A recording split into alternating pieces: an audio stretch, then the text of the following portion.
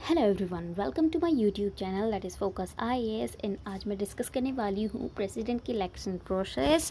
देखिए, ये चीज़ मैं अपनी फर्स्ट वीडियो में भी बता चुकी हूँ, जो कि मेरी वीडियोज़ है उसमें सबसे पहली वीडियो मेरी इसी पर बेस्ड थी, जिसे पसंद किया गया था काफ़ी, और काफ़ी अच्छे कमेंट्स भी यहाँ पर आए थे।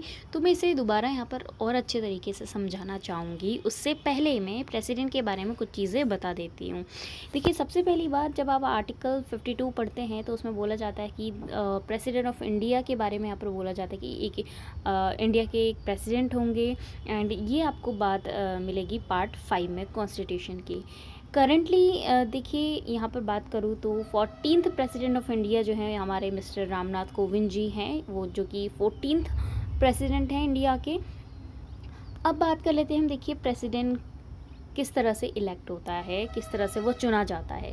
देखिए, प्रेसिडेंट को चुनता है एक इलेक्टोरल कॉलेज, यानी निर्वाचक मंडल। अब इसमें कुछ मेंबर्स होते हैं। ये मेंबर्स कौन होते हैं उन्हें भी हम यहाँ पर देख लेते हैं। देखिए, इलेक्टोरल कॉलेज, इसमें मेंबर्स होते हैं आपके पार्लियामेंट यानी राज्यसभा एंड लोकसभा। ठीक है, राज्यसभा एंड लोकसभा। बट एक बात आपको याद रखनी है कि इलेक्टोरल कॉलेज में जितने भी मेंबर्स होंगे वो सारे इलेक्टेड मेंबर्स होंगे। ठीक है, तो सबसे पहले हम देख लेते हैं कि यहाँ पर कौन कौन से यहाँ पर मेंबर्स हैं जो कि आपके प्रेसिडेंट की वोटिंग प्रोसेस में पार्टिसिपेट करने वाले हैं। तो सबसे पहले elected members of both houses of parliament, यानी यहाँ पर जो पार्लियामेंट है उसके जो दोनों हाउसेज हैं, लोकसभा एंड राज्यसभा, उन दोनों सभाओं के इलेक्टेड मेंबर्स यहाँ पर पार्टिसिपेट करने वाले हैं। सेकेंड नंबर पे elected members of legislative assemblies. तो जो लेजिस्लेटिव असेंबलीज़ हैं आपके स्टेट की, उनके इलेक्टेड मेंबर्स यहाँ पर पार्टिसिपेट करने वाले हैं। एंड थर्ड, यहाँ पर इलेक्टेड मेंबर्स हैं लेजिस्लेटिव असेंबलीज़ के, लेकिन ये हैं यूनियन टेरिटरीज़ के। और यूनियन टेरिटरीज़ में देखिए, आपके दिल्ली और पुदुचेरी, यहाँ पर आपको इन्हीं के इलेक्टेड मेंबर्स यहाँ पर मिलेंगे। ओके, तो ये इलेक्टेड मेंबर्स इलेक्टोरल कॉलेज में होते हैं और यही लोग फिर आगे वोटिंग करते हैं। ओके, अब हम आगे बढ़ते हैं।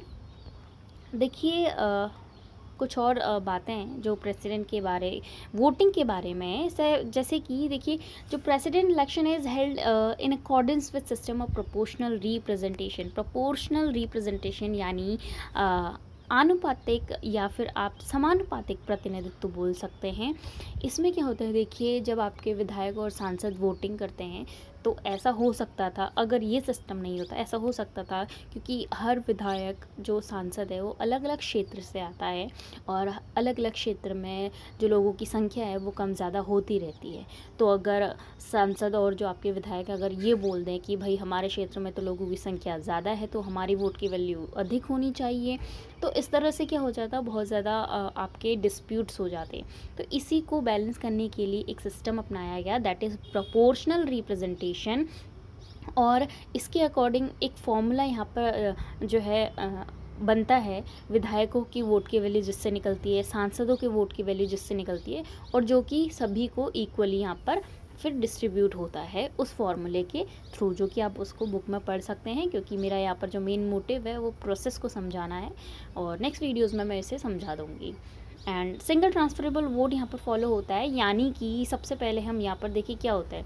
सिंगल ट्रांसफरेबल वोट का मतलब है कि अगर मिनिमम कोटा नहीं मिल पाता किसी को, तो आगे हम जो भी हमें नेक्स्ट अवेलेबल प्रेफरेंस मिल रहा है, ठीक है, उसी वोट को हम यहाँ पर ट्रांसफ़र करेंगे, और जो वोटिंग है वो यहाँ पर सीक्रेट बैलेट के थ्रू होगी। अब देख लेते हैं। देखिए, हमने यहाँ पर क्या किया है, टोटल वैलिड वोट्स हमने 200 ले लिया है, क्योंकि जो एक्चुअल वैल्यू है विधायकों की, सांसदों की, वो काफ़ी ज़्यादा है, जिससे कि कैलकुलेशन यहाँ पर आपको समझने में थोड़ा सा डिफ़िकल्टी होता, इसीलिए मैंने यहाँ पर 200 ले लिया है, तो आप यहाँ पर अच्छे से समझ पाएंगे। तो देखिए, मैंने यहाँ पर क्या किया है, जो वैलिड वोट्स है वो ले लिए। वैलिड वोट्स इट मीन कि जो प्रेसिडेंट को वोट देने वाले हैं वैलिड हैं जो, वो है 200। ओके, अब देखिए 200 यहाँ पर मैंने लिया है, और 200 यानी 200 लोग, समझ ली कि 200 लोग हैं जो प्रेसिडेंट की इलेक्शन में अभी वोटिंग करने वाले हैं। और इन सभी लोगों की अपने अपने वोट की वैल्यू एक ही है, वो है एक एक, ठीक है। हम मान लेते हैं, ऐसा नहीं होता है, बट हम मान लेते हैं कि सभी की वोट की वैल्यू 1 है और टोटल वैलिड वोट्स हमारे पास 200 हैं, क्योंकि 200 लोग हैं। अब हम क्या करेंगे, हमारे पास है 4 कैंडिडेट्स जो प्रेसिडेंट बनना चाहते हैं भाई, ठीक है। तो प्रेसिडेंट बनना चाहते हैं, हमारे पास 4 कैंडिडेट्स हैं, ABCD।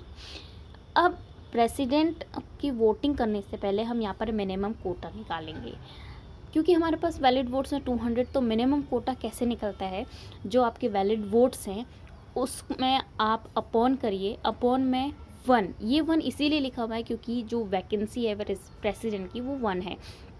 इसमें +1 कर देना है तो 200/2 आ जाएगा, जिसकी वजह से फिर आप 100 कर लेंगे और इसमें +1 कर देने से मिनिमम कोटा आपका निकल आएगा, एंड दैट इज़ 101।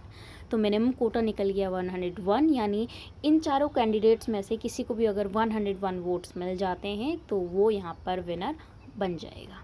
अब हम देखते हैं प्रोसेस क्या होती है। देखिए क्या हुआ कि प्रोसेस स्टार्ट हुई, सभी ने वोट दिए, यहाँ पर सभी ने अपने अपने सभी 200 लोगों को यहाँ पर सीक्रेट बैलेट पेपर दिया गया, उसमें उन्होंने अपने अकॉर्डिंग चारों कैंडिडेट्स को क्या है अपनी अपनी प्रेफरेंस दी। तो सबसे पहले हम फर्स्ट प्रेफरेंस के वोट्स यहाँ पर काउंट करते हैं। तो जैसे ही हमने फर्स्ट प्रेफरेंस वाले वोट यहाँ पर काउंट किए तो हमने देखा कि 52 लोगों ने ए को फर्स्ट प्रेफरेंस दिया है, 48 लोगों ने बी को फर्स्ट प्रेफरेंस दिया है, 32 लोगों ने सी को दिया है, एंड 68 लोगों ने डी को फर्स्ट प्रेफरेंस दिया है। ओके, तो अब देखिए मिनिमम कोटा किसी को नहीं मिल पाया, जिसकी वजह से हमें यहाँ पर नेक्स्ट स्टेप फॉलो करना पड़ेगा, और नेक्स्ट स्टेप फॉलो करने के लिए जिसके सबसे कम वोट्स होंगे फर्स्ट प्रेफरेंस वाले उसको कर देना होगा आउट। तो यहाँ पर सी हो जाएगा आउट।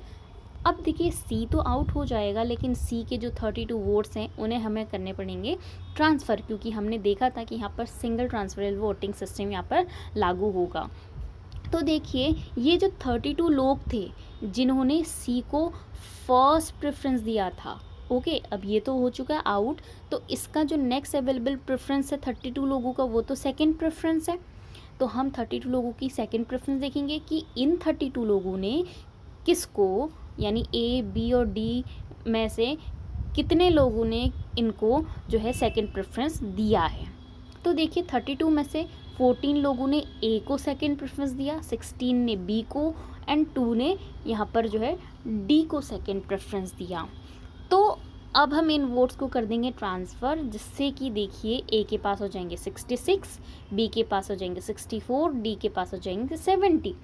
अभी भी आप क्लियरली देख रहे हो कि यहाँ पर किसी को भी मिनिमम कोटा नहीं मिल पाया है 101 का। तो हमें फिर नेक्स्ट स्टेप फॉलो करना पड़ेगा, और उसके लिए सबसे कम वोट वाले को एलिमिनेट करना होगा।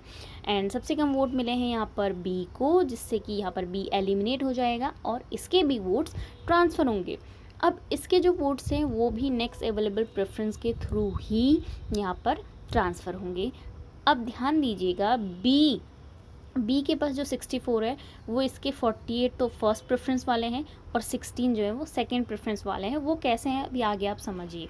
देखिए बी एलिमिनेट हो चुका है, तो इसके पास थे टोटल 64 वोट्स, जिसमें से 48 लोग ऐसे थे जिन्होंने बी को फर्स्ट प्रेफरेंस दिया था, और 16 लोग ऐसे थे जिन्होंने बी को सेकंड प्रेफरेंस दिया था। क्योंकि ये 16 लोगों ने सी को फर्स्ट प्रेफरेंस दिया था और सी आउट हो चुका था, तो हमने इन लोगों की सेकंड प्रेफरेंस देखी थी सी वालों की, जिसमें से 16 लोगों ने बी को सेकंड प्रेफरेंस दिया था। ओके, अब हम क्या करेंगे, इन 48 लोगों की अभी सेकंड प्रेफरेंस अवेलेबल है, क्योंकि ये 48 लोग ऐसे हैं जिन्होंने बी को फर्स्ट प्रेफरेंस दिया था। तो अब हम इन लोगों की सेकंड प्रेफरेंस देखेंगे कि इन्होंने किस किस को सेकंड प्रेफरेंस दिया है। हम या तो इन्होंने ए को दिया होगा, या सी को दिया होगा, या डी को दिया होगा, ठीक है। अब मान लेते हैं कि 15 लोगों ने ए को सेकंड प्रेफरेंस दिया, 8 लोगों ने सी को दिया, 25 ने डी को यहाँ पर सेकंड प्रेफरेंस दिया। अब क्या होता है, अब आप सोचेंगे कि सी तो एलिमिनेट हो चुका है, ऑब्वियस थिंग है सी एलिमिनेट हो चुका है, तो इसके भी जो वोट्स हैं वो भी हम ट्रांसफ़र कर देंगे नेक्स्ट अवेलेबल प्रेफरेंस के थ्रू। अब ये 8 लोग ऐसे हैं जिन्होंने अभी आपने देखा कि 8 लोग वो थे जिन्होंने बी को फर्स्ट पे रखा था, सेकंड पे सी को रखा था, लेकिन सी एलिमिनेट हो चुका है। तो अब इन 8 लोगों की हम यहाँ पर थर्ड प्रेफरेंस देखेंगे, और अब थर्ड प्रेफरेंस देखेंगे तो देखेंगे कि कितने लोगों ने यहाँ पर देखिए ये 8 लोग हैं, अभी तक जो है बी भी एलिमिनेट हो चुका है, ठीक है, क्योंकि ये 8 लोग ऐसे हैं जिन्होंने या तो ए को थर्ड दिया होगा या फिर डी को थर्ड दिया होगा, क्योंकि बी तो जो है इनने जो है बी को फर्स्ट पे रखा था, सी को सेकंड पे रखा था, तो बचे ए और डी। मान लेते हैं कि एक ने ए को दिया थर्ड प्रेफरेंस एंड 7 ने डी को थर्ड प्रेफरेंस दिया। यहाँ का क्लियर हो चुका है।